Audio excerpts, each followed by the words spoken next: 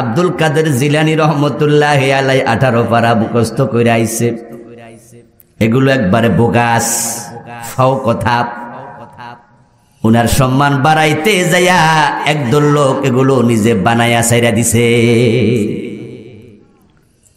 আব্দুল কাদের জিলানী রহমতুল্লাহ আলাইহি কেন যেই নবীর উপরে কোরআন নাজিল হয়েছে, কোরআন আসার আগে তিনি নিজেও কোরআনের কোন অক্ষর জানতেনই না। আল্লাহ তাআলা কোরআন মাজিদে বলেছেন, কোরআন আসার আগে ও নবী আপনি জানতেন না, ওমা তাদরি মাল কিতাবু ওয়ালাল ঈমান। ওহি আসার আগে আপনি জানতেন না, ওমা কুনতা তাদরি, আপনি জানতেন না মাল কিতাব, কিতাব কি জিনিস। আবু বকর সিদ্দিক হলো উম্মতের মাঝে সবচেয়ে সম্মানী, ঠিক নাকি?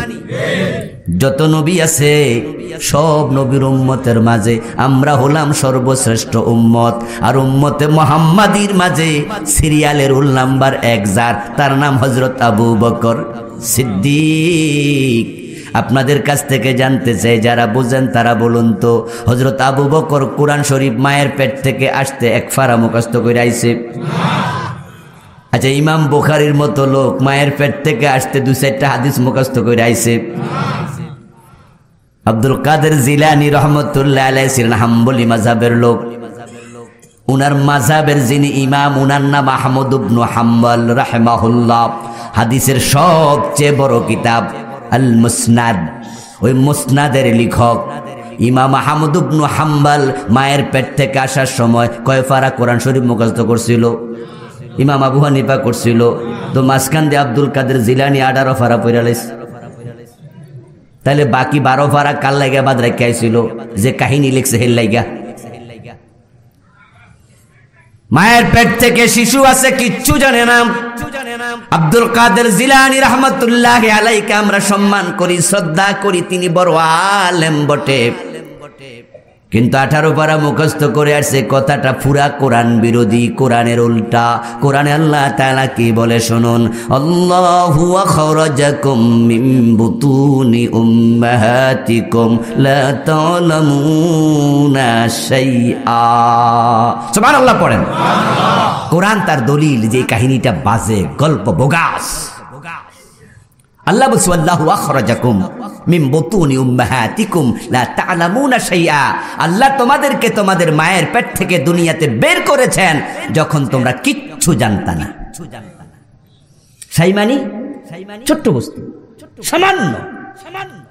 তুমি ওয়াও ওয়াও বলে কান্দা ছাড়া কিচ্ছু বুঝতা না। লা তা'লামুনা শাইআ, তোমরা কিচ্ছু জানতা না। এখন যদি কেউ বলে উনি 18 পারা মুখস্থ জানতো, কোরআনের আয়াতের উল্টা হয়ে গেল না? কথা হলো এটা। দুনিয়ার কোন মানুষে জানতো না।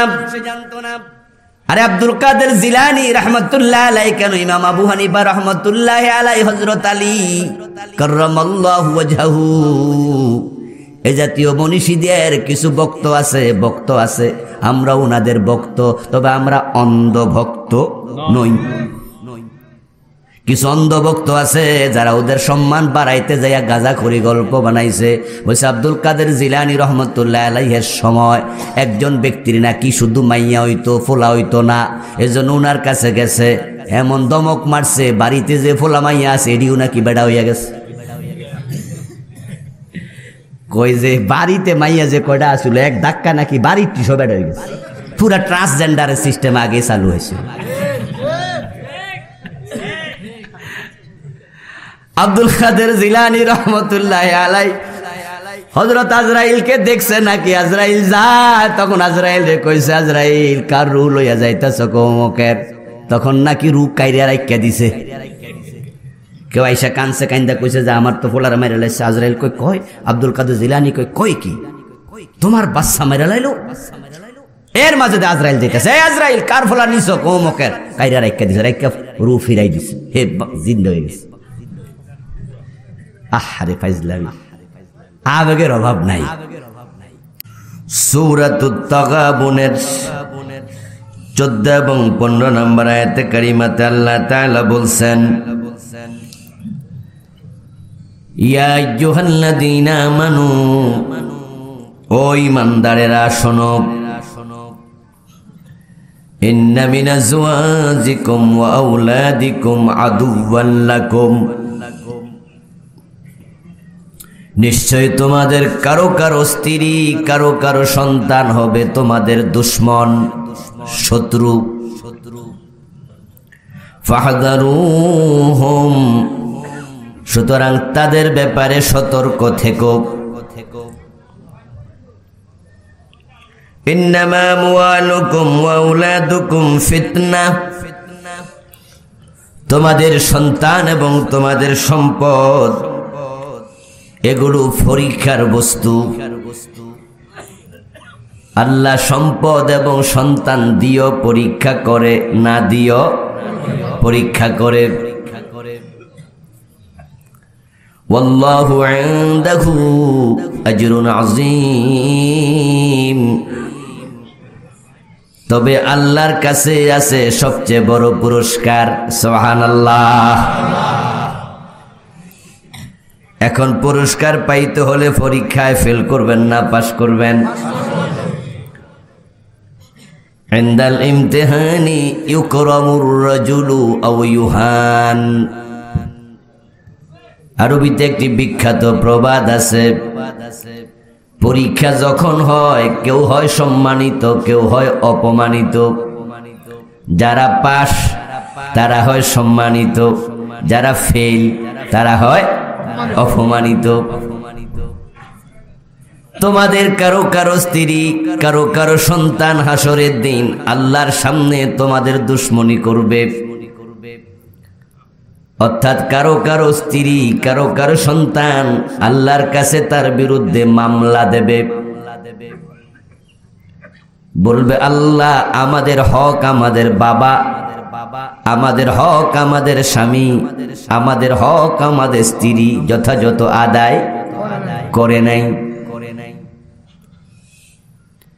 যেই সন্তান, যে স্ত্রী হাসরের ময়দানে তার বাবা তার স্বামীর বিরুদ্ধে আল্লাহর কাছে অভিযোগ করবে, মামলা দেবে, আল্লাহর দরবারে যে মামলা দেয় সে দোস্ত না দুশমন হবে?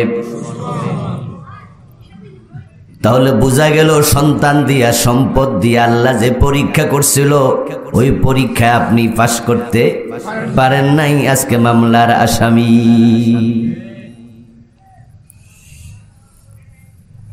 ও মুসলমানেরা, তোমাদের কারো কারো স্ত্রী, কারো কারো সন্তান তার দুশমন হবে আখিরাতের দিন। আমরা কেউ আখিরাতে এখনো যাই নাই, সবাই দুনিয়াতে আছি, অথচ আমরা পরকালের উপরে পরিপূর্ণ বিশ্বাস রাখি। পরকাল হলো গায়েবের অংশ, যেটা খালি চোখে দেখা যায় না। আর মুমিন হওয়ার জন্য গায়েবের উপরও ঈমান আনতেই হবে।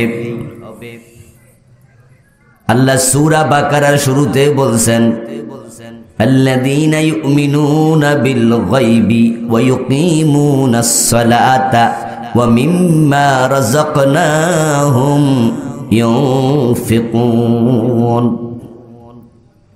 হুদাল লিল মুত্তাকিন, মুত্তাকি কারা? মুমিন কারা? আল্লাহ মুমিন মুত্তাকি আল্লাহর ভালো বান্দাদের পরিচয় দিতে গিয়ে বললেন, আল্লাযীনা ইউমিনুনা বিল গায়ব, তারাই তো মুত্তাকি, তারাই তো মুমিন, তারাই তো জান্নাতি, যারা গায়েবের উপরে বিশ্বাস রাখে। আখিরাত হলো গায়েবের একটি ব্যাপার, আখিরাতের উপরে পরিপূর্ণ বিশ্বাস আমাদের আছে না নাই? আল্লাহ এবং তার রাসূল আখিরাত নিয়ে যা বলেছেন আমরা চোখ বন্ধ করে বিশ্বাস করি, এটা ঈমান, ঠিক না? ওয়া বিল আখিরাতি হুম ইউকিনুন, যারা মুমিন হয়, মুত্তাকি হয়, তারা আখিরাতের উপরে ইয়াকিন লালন করে। আখিরাতের উপর আমাদের বিশ্বাসটা অত্যন্ত দৃঢ়। আমরা না দেখে এটাকে চরমভাবে বিশ্বাস করি। কেউ যদি মনে করে পরকাল বলতে কিচ্ছু নাই, আমরা তাকে কাফের মনে করি, ঠিক না? তাকে বেঈমান মনে করি। এখন হাসরের ময়দানে যাদের স্ত্রী যাদের সন্তান তাদের বিরুদ্ধে মামলা দেবে, সেদিন তারা ধরা পড়ে যাবে। এই জন্য আল্লাহ তাআলা আমাদেরকে সূরা তাগাবুনের 13-14 নম্বর আয়াতে 15 নম্বর আয়াতে সতর্ক করছেন, তোমরা সাবধান থাকিও এমন সন্তান এমন স্ত্রী যেন তোমাদের না হয় যে স্ত্রী সন্তান মামলা দেবে, বরং এমন সন্তান তোমরা বানাইও যে সন্তানের কারণে তোমার মাথার মাঝে আল্লাহ নূরের তাজ মিলাইয়া দেবে। সন্তান দুই ভাগে বিভক্ত, এক হলো সুসন্তান আর এক হলো বদ সন্তান। নেক সন্তান, বদ সন্তান, সৎ অসৎ, সুসন্তান খারাপ সন্তান। মদ পান করে, জেনা করে, দর্শন করে, খুন করে, ডাকাতি করে, চুরি করে, এমন কিছু মানুষ জমিনে আছে কিনা? ওরা কি কারো না কারো সন্তান নয়? নিশ্চয় তাদের মা বাবা তাদেরকে সুসন্তান হিসাবে বড় করতে পারে নাই, ব্যর্থ হয়েছে। হ্যাঁ, ঠিক বলেছে আমার ভাইয়েরা। দাঁড়ানোর জায়গা তো নাই, বাইরে তো অনেক কষ্ট করতেছে। আপনারা কি একটু জায়গা দেবেন? একটু ফাঁকা ফুকা যা আছে আর কি, প্লিজ, কারণ মাঠটা তো ছোট। হ্যাঁ, আরে ভাই সামনাসামনি যে মজা, প্রজেক্টরে গিয়ে মজা আছে, এই জন্যই তো পাবলিক যাই না খারাপ। আপনারা একটু জায়গা দেন, যখন ওরা যখন পাবে না তখন প্রজেক্টরে যাইবনি। একটু প্লিজ প্লিজ, আপনারা আগে আইসেন তো, এই যে ফাঁকা আছে মুরব্বী, একটু আগান না বাবা, একটু আগান সবাই আপনারা। এই যুবক ভাই আগান, ওই যে এই পাশেও আছে কিছু জায়গা পিছনে ফাঁক করে দেন। এই মাহফিল ভলান্টিয়ার নাই নাকি বলো মাহফিলে? তাহলে আপনারা ওই জায়গা দিয়ে হাঁটার জায়গা রাখেন, তাহলে মানুষ এখান দিয়ে আসবে। এটা জিকির করুন, লা ইলাহা ইল্লাল্লাহ। প্রজেক্টর দিয়ে তো কমই পাবলিকও বলবে লা ইলাহা ইল্লাল্লাহ, লা ইলাহা ইল্লাল্লাহ, লা ইলাহা ইল্লাল্লাহ, লা ইলাহা ইল্লাল্লাহ মুহাম্মাদুর রাসূলুল্লাহ। আমার প্রিয় ভাইরা, আরেকটা প্রজেক্টর, আরেকটা মাঠ এখানে আছে। একটা না দুইটা? কয়টা আছে? দুইটা, একটা মহিলাদের একটা পুরুষের দুইটা, একটা ফিল আপ হয়েছে আর একটা খালি আছে। ওখানে মনে হয় প্রজেক্টরের ব্যবস্থাও আছে না? যারা আপনারা দাঁড়ায় আছেন তারা ওদিকে যেতে পারেন। তবে আমি বলবো মাহফিল কমিটি 1-2 ভলান্টিয়ার গলার মাঝে কার্ড লাগাইয়া রাস্তায় পাঠিয়ে দেন। ওনারা ওদেরকে নতুন যারা আসবে তারা তো আর এই কথা জানবে না, যার একটা মাঠ খালি আছে, ওদেরকে ফিটে হাত দিয়া আসেনি মাহফিল কমিটির লোক আসেনি, আপনারা এই কাজটা করেন। এই যে ভলান্টিয়ার আছেন, মানুষকে ওইদিকে করেন, যারা যায় যাক, আর যারা দাঁড়ায় শুনতে থাকে শুনুক। আমার প্রিয় ভাই, বলছিলাম চোর, ডাকাত, খুনি, সন্ত্রাসী, রাহাজানিকারী, ছিনতাইকারী, দর্শক, খারাপ মানুষের সংখ্যা বর্তমান সমাজে কম না বেশি? এখন এই যে হাজার হাজার মানুষ খারাপ, নিশ্চয়ই তাদেরও মা বাপ আছে, তারাও কোনো না কোনো মায়ের পেট থেকে আসছে, কোনো না কোনো বাবার ঔরস থেকে দুনিয়াতে এসেছে। এই যে এত খারাপ মানুষ, এত খারাপ, মায়ের পেট থেকে যখন আসে তখন মদখোর হইয়া কয়জন আসছিল?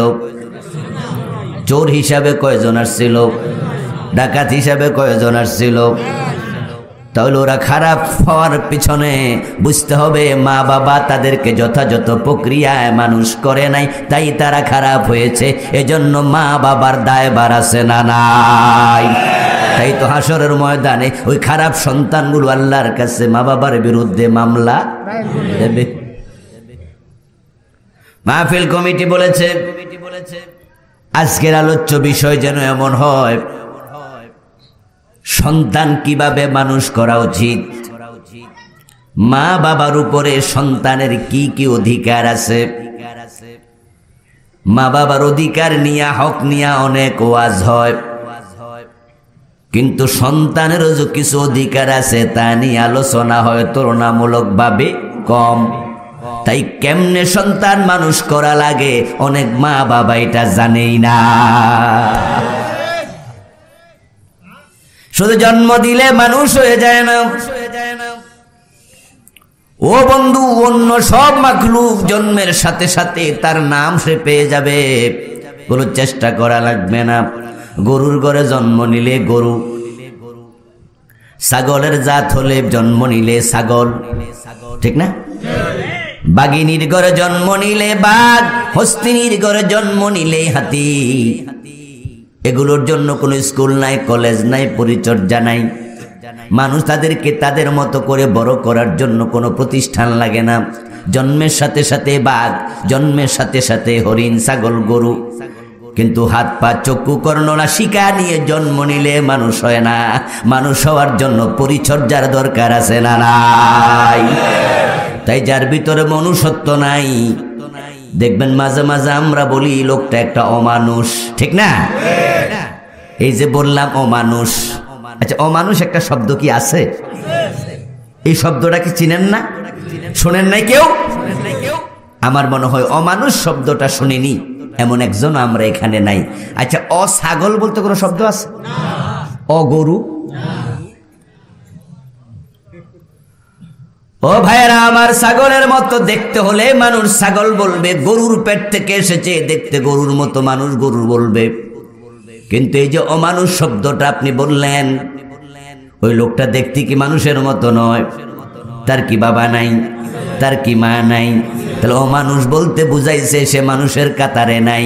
এতে বোঝা যায় হাত পার চোখ কান থাকলে মানুষ হওয়া যায় না। মানুষ হওয়ার জন্য অবশ্যই পরিচর্যা করতেই হয়।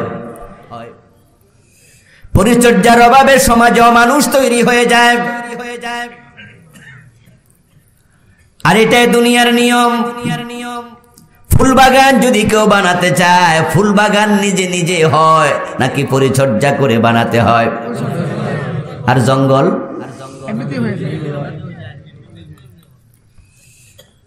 আপনাদের বাড়ির পাশে রাস্তার ধারে দেখবেন কত রকমের ঘাস, কত রকমের আপনার গাছ গাছালি, কত কিছু। কিন্তু দেখবেন ফুল বাগান, ক্ষেতের ফসল, এগুলো নিজে নিজে খুব একটা হয় না। এগুলোকে পরিচর্যা করা লাগে, পানি দেয়া লাগে, এগুলো বেড়া দিয়া যেন অন্য প্রাণী খেয়ে না ফেলে হেফাজত করা লাগে। ঠিকঠাক মতো করে এগুলোকে ছাঁটাই করা লাগে, ডাল কাটা লাগে, প্রয়োজনীয় ওষুধ দেয়া লাগে, তারপরে একটা বাগান তৈরি হয়। সুতরাং ভালো সন্তান সমাজে চাইলে, পরিবারে চাইলে, ইসলাম যেভাবে বলেছে ওই উত্তম পরিচর্যাটার প্রয়োজন আছে না নাই? সন্তান হলো মা বাবার কাছে আল্লাহর পক্ষ থেকে সেরা আমানত। এই সন্তানকে যদি আপনি পরিচর্যা করেন, আপনার সন্তানের কারণে হাসরের ময়দানে আল্লাহ তাআলা আপনাকে পুরস্কৃত করবেন। এই ওয়াজ আমরা কম বেশি সবাই শুনেছি। সন্তান যদি আলেম হয়, নেক আমলকারী হয়, মা বাবার মাথার মাঝে নূরের তাজ দেবে। এই ওয়াজ সবাই শোনার কথা, শোনেন নাই? কিন্তু সন্তান আবার মামলা দেবে, এই ওয়াজটা সমাজে খুবই কম। রাসূলুল্লাহ সাল্লাল্লাহু আলাইহি ওয়াসাল্লাম বলেছেন, মান ক্বারাআল কুরআনা ওয়া আমিলা বিমা ফি উলবিস ওয়ালিদাহু ইয়াওমাল কিয়ামাতি তাজান দাউহু আহসানু মিন দাউইশ শামস। প্রিয় নবী সাল্লাল্লাহু আলাইহি ওয়াসাল্লাম বলেন, যে ব্যক্তি, যে মানুষ কোরআন পড়বে এবং কোরআনে যা আছে তা আমল করবে, পড়লে কি চলবে না আমলও লাগবে?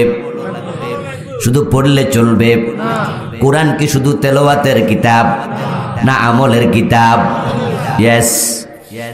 যদিও বাংলাদেশে এখন কোরআন আর আমলের কিতাব নাই, এটার এই দেশের হুজুররা মিল্লাত তেলাওয়াতের বই বানাইছে। তাই রমজান আসতেছে, সব মসজিদে খতম তারাবির জন্য উৎসাহ দেয়া হবে। প্রতি অক্ষরে 10 নেকি, বেশি বেশি পড়ো। তাই গড়ে 5 খতম 7 খতম হবে। বাবা 1 খতম, মা 1 খতম, পুতের বউ 1 খতম, নাতনি 1 খতম, নাতি 1 খতম। হুজুরকে 27-এর দিন আইয়া কইব, হুজুর আমার ঘরে 7 খতম, এবার আপনি বক্সাইয়া দেন 700 টাকা। সাহাবের পাহাড় জমে গেছে। অথচ এই কোরআন যারা পড়লো তারা মানলো কিনা, আমল করলো কিনা, এই নিয়ে ওই দোয়াওয়ালা হুজুর একটা প্রশ্ন করে না। এই যে কোরআনটা খতম দিলেন, আল্লাহ কি কইছে বুঝছেননি কিছু? এই প্রশ্নটাও জিগায় না। আমল করছেন কিনা জিগায় না। আর এই তো বুঝেই না, আমল করবে কি? এবং যেই হুজুর নিজে কোরআন খতম করলো তারাবিতে, আস-সারিকু ওয়াস-সারিকাতু ফাকতাউ আইদিয়াহুমা জাযাআম বিমা কাসাবা নাকালাম মিনাল্লাহ। আল্লাহ বলছে, চোর ধরো, নারী হোক আর পুরুষ হোক, হাত কেটে দাও, এটাই তাদের শাস্তি আল্লাহর পক্ষ থেকে, লাঞ্ছনা। আজ-জানিয়াতু ওয়াজ-জানি ফাজলিদু কুল্লা ওয়াহিদিম মিনহুমা মিআতা জালদা। যদি নারী পুরুষ জেনা করে 100 কইরা বেত লাগাও। এই আয়াত বাদ দিয়া হুজুর কোরআন খতম করে নাই তারাবিতে, কোরআন পড়লো, লাখ লাখ খতম হলো, চোর ধরে হাত কাটছে কয়দিন? জেনা করলে আপনার 100 বেত লাগাইছে কয়দিন? এই যে আমল করা লাগবে, এটা ইমাম সাহেব হুজুরের খবরও নাই। তাই ইমাম সাহেব জুমার দিন আল্লাহর আইন কায়েমের ওয়াজ করে না, এমন হাজার হাজার মসজিদের ইমাম আছে না নাই? কোরআন যে আমলের কিতাব, এটা ওলামায়ে কেরাম পর্যন্ত বলছে না, এমন আলেমের সংখ্যাই সবচেয়ে বেশি। কোরআন আমলের কিতাব। কোরআন হচ্ছে সমাজ পরিচালনাকারী কিতাব। কোরআন শাসিত হতে আসে নাই, শাসন করতে এসেছে। পরাজিত হতে আসে নাই, বিজয়ী হতে এসেছে। লিয়ুযহিরাহু আলাদ-দীনি কুল্লিহি ওয়া কাফা বিল্লাহি শাহীদা। লিয়ুযহিরাহু আলাদ-দীনি কুল্লিহি ওয়ালাউ কারিহাল মুশরিকুন। ও নবী, আমি এটাকে বিজয় করার জন্য আপনারে পাঠাইছি। কিতাবুন আনজালনাহু ইলাইকা লিতুখরিজান নাসা মিনাজ-জুলুমাতি ইলান-নূর।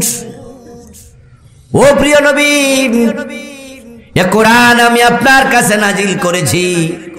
উদ্দেশ্য হলো কোরআনের মাধ্যমে মানুষগুলোকে অন্ধকার থেকে আলোর পথে নিয়ে আসবেন। লিতাহকুমা বাইনান নাসি বিমা আরাকাল্লাহ। এ কোরআন আমি নাজিল করেছি, এ কোরআনে আমি আল্লাহ যেমনে দেখাইছি, আমার দেখানো চিন্তা, দেখানো সিস্টেমে আপনি মানুষের মাঝে বিচার ফয়সালা করবেন। এ কোরআন হলো আইনের কিতাব, কোরআন হলো শাসনের কিতাব, এটা হলো আমলের কিতাব। আর বাংলাদেশের লোকেরা এটা বানাইছে শুধু তেলাওয়াতের কিতাব। আর কেউ কেউ তাবিজের কিতাব বানায় আসছে, ঠিক না? কেউ কেউ জিন তাড়ানোর কিতাব বানাইছে, কেউ কেউ জারফুয়ের কিতাব পর্যন্ত বানাইছে। এখানে সীমাবদ্ধ, এখানে শেষ। আপনি জারফু করবেন, অসুবিধা নাই। কোরআন তেলাওয়াত আপনাকে করতে হবে, করবেন। করার জন্যই তো এসেছে। পড়ো, ইকরা বিসমি রাব্বিকাল্লাযী খালাক। পড়ো পড়ো পড়ো, তোমার রবের নামে পড়তেই হবে এটা। তবে ইয়াতলুনাহু হাক্কা তিলাওয়াতিহি উলাইকা ইউমিনুনা বিহি। আল্লাহ তাআলা বলতেছে, যারা হক আদায় করে তেলাওয়াত করবে তারাই এটার উপর ঈমান এনেছে। এই হক আদায় করে তেলাওয়াত করা মানে কোরআনে যা আছে তা আমলও করা লাগবে। এটা আমলের কিতাব। ও প্রিয় ভাই, বলতেছিলাম, আপনি যদি সন্তানকে যেভাবে মানুষ করা দরকার সে পন্থায় মানুষ না করেন, এই সন্তান আপনার জন্য মামলাকারী হবে। আর যে সন্তান কোরআন পড়বে, ও আমিলা বিমা ফি, কোরআনে যা আছে তা আমল করবে, আমার রাসূল বলেন আল্লাহ ওই সন্তানের মা বাবার মাথার মাঝে এমন একটা নূরের টুপি পরাইয়া দেবে কিয়ামতের দিন, যেটার উজ্জ্বলতা হবে সূর্যের চেয়েও বেশি। হাদিসটা একটু খেয়াল করবেন, সেটা হচ্ছে যে কোরআন পড়লো এবং কোরআন মানলো, নূরের তাজটা কি তার মাথায় দেবে না তার মা বাবার মাথায়? তা আমল করলো কে? নূরের তাজ পাইল কে? যে কোরআন পড়লো, যে কোরআন মানলো, তার মাথায় যদি নূরের তাজ আল্লাহ দিতেন তাহলে ঠিক ছিল, বুঝতে সহজ হতো। আমল করছে সে, পুরস্কারও পাইবে সে। এটাই তো দুনিয়ার নিয়ম। কাজ করবে যে, বেতন পাবে, এটা তো সিস্টেম। আপনি চাকরি করলেন, বেতন কি আপনার বাবার অ্যাকাউন্টে জমা হবে নাকি? আপনার বাবার হাতে কর্তৃপক্ষ বেতন দেবে, এমন সিস্টেম দুনিয়াতে আছে নাকি? সিস্টেম হলো কাজ করছে যে, বেতন পাবে সে। এখন কোরআন পড়লেন আপনি, আমল করলেন আপনি, নূরের তাজ আপনার বাবার মাথায়, মায়ের মাথায় কেন? কারণটা কি? কারণটা কি? কারণ হলো যারা কোরআন পড়েছে, যারা ভালো হয়েছে, এই ভালো হওয়ার পিছনে তাদের মা বাবার ভূমিকা আছে না নাই? নিঃসন্দেহে, নিঃসন্দেহেই আছে।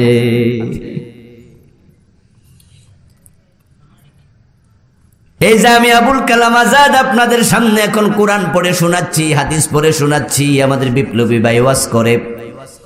কিছুক্ষণ আগে আমাদের আমির সাহেব কথা বলছে, আফসার ভাই কথা বলছে।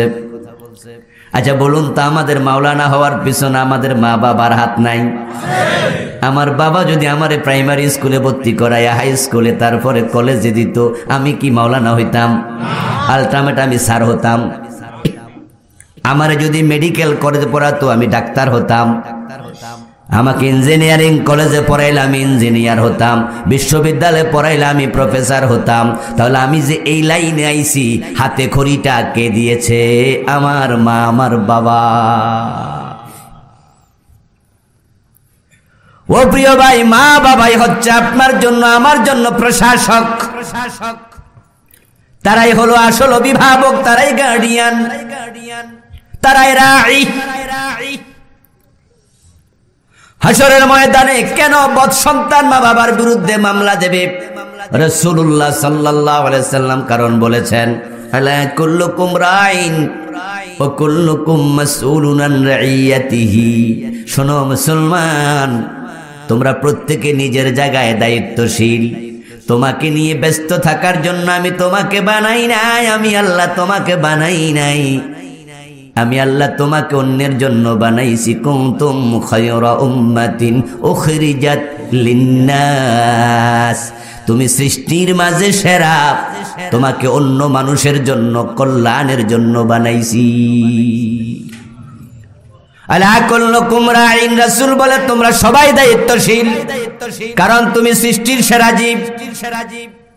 ওয়া কুল্লুকুম মাসউলুন আন রাইয়াতিহি, যে দায়িত্ব তোমাকে দুনিয়ায় দিয়া পাঠাইছি, ওই দায়িত্বের ব্যাপারে কিয়ামতের দিন তোমাকে জিজ্ঞাসা করা হবে, পালন করেছো কিনা। সন্তান আপনার কাছে আমানত, আপনি তার অভিভাবক।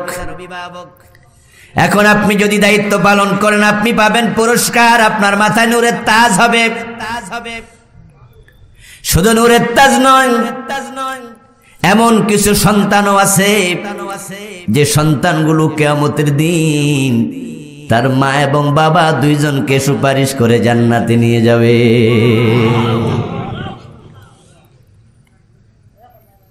ও প্রিয় ভাই, মা এবং বাবা তাদের পার্সোনাল আমলের কারণে হয়তো দুজুকি হয়ে গেল, কিন্তু সন্তানটাকে ভালো করে মানুষ করেছে। হাসরের ময়দানে সন্তানের ডানাতে আমল নাম আল্লাহ তাআলা দেবেন, দিয়ে বলবেন জান্নাতে যাও। জান্নাতের ঘোষণা পাওয়ার পর সন্তান এবার বলবে আমার মা কই, বাবা কই? আল্লাহর কাছে প্রশ্ন করবে। হাসরের ময়দানে তাদেরকে আমি খুঁজে পাই না। কোরআন মাজিদে আছে, ওয়া আম্মা মান উতিয়া কিতাবাহু বিয়ামিনিহি ফাসাউফা ইউহাসাবু হিসাবান ইয়াসীরা ওয়ায়ানকালিবু ইলা আহলিহি মাসরুরা। ডান হাতে আমলনামা পাইয়া সহজ হিসাবের মুখোমুখি হইয়া হিসাব অল্পতে সারাইয়া তারপর আল্লাহ বলবে যাও আপনজনের কাছে যাও। তারা হাসতে হাসতে লাপাইতে লাপাইতে মা বাবারে খুঁজবে এবং যাবে খুঁজতে গিয়ে বলবে আল্লাহ পুরা হাসরের মাঠ তো খুঁজলাম, আমার মা বাবা কই পাই না। আল্লাহ বলবে পাইবা কেমনে, তারা দুইজন তো জাহান্নামে চলে গেছে।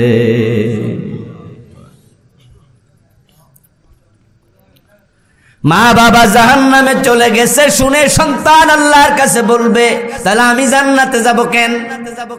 যাব না।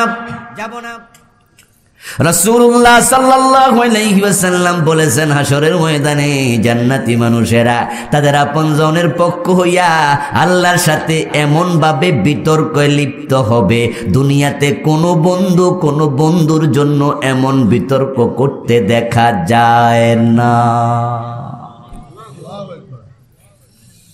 গত নভেম্বরে আখেরাত নিয়ে লেখা আমার একটি বই প্রকাশিত হয়েছে, আলহামদুলিল্লাহ।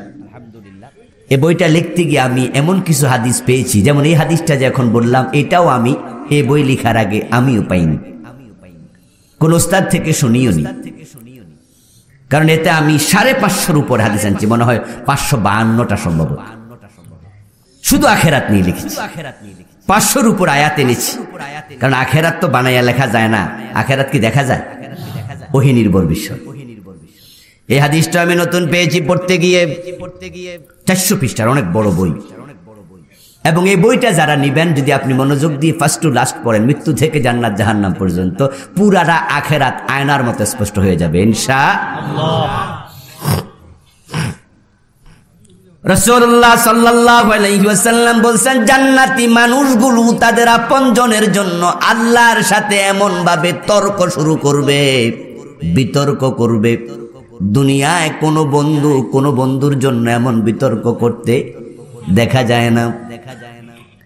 অর্থাৎ তারা যখন বুঝা ফেলবে আমি তো যাই ডাইন হাতে আমলনামা পাইয়াই গেছি, আল্লাহ তো আমাকে জান্নাতে যাওয়ার অনুমতি দিয়াই দিছে, এটা আর আল্লাহ ক্যান্সেল করবে না। তাই তারা এমন ভাবে ঠেস ধরবে আল্লাহ আমি জান্নাতে যাব না যদি আমার মা বাবাকে তুমি সেখান থেকে মুক্তি না দেও। রাসূলুল্লাহ সাল্লাল্লাহু আলাইহি ওয়াসাল্লাম ওই হাদিসের মাঝে বলেছেন আল্লাহকে ব্যক্তি প্রশ্ন করবে আল্লাহ আমার বন্ধু কই? আল্লাহ বলবে তোমার দোস্ত তো জাহান্নামে। তখন বন্ধু বলবে আল্লাহ আমার ওই বন্ধু থেকে আমি নামাজ শিখেছি। হতে পারে কোনো বদামলের কারণে সে বন্ধু দুজকে, তবে তার থেকে আমি নামাজ শিখেছি, আমি নামাজ পড়ে আজকে জান্নাতি। আমি লেখাপড়া করার জন্য বই কিনতে পারি নাই, গরিব ছিলাম, আমার বন্ধুটা আমারে বই কিনা দিছে, তার বই আমারে পড়তে দিছে, শিখে আলেম হইছি। এমন আছে না? আমি তো খারাপ হয়ে গেছিলাম, নষ্ট হয়ে গেছিলাম। আল্লাহ সিনেমা দেখতাম যৌবনকালে, কত গুনায় আমি লিপ্ত ছিলাম। আমারে দোস্ত আমারে বুঝায়া বুঝায়া হেদায়েতের পথে আনছে, আজকে আমি তার উসিলায় জান্নাত পাইছি। ওই বন্ধুকে জাহান্নামে রেখে আমি জান্নাতে কেমনে যাই? তুমি মাফ করো, তুমি তাকে ছাড়ো। আল্লাহ বলবে না না, সে তো জাহান্নামী, আমল তার খারাপ। আর এই লোকটা এমন তর্ক শুরু করবে আল্লাহর সাথে। রাসূল বলে দুনিয়া এমন কেউ তর্ক করে না, সে বারবার শুধুই বলবে আল্লাহ তারে না ছাড়লে আমিও জান্নাতে যাব না। রাসূলুল্লাহ বলেন এক পর্যায়ে আল্লাহ বলবে যা বান্দা, তাকে জাহান্নাম থেকে বের করে সাথে নিয়ে জান্নাতে চলে যা।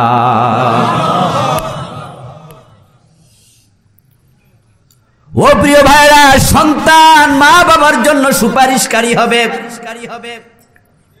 মাথার মাঝে নূরের তাজের কারণ হবে।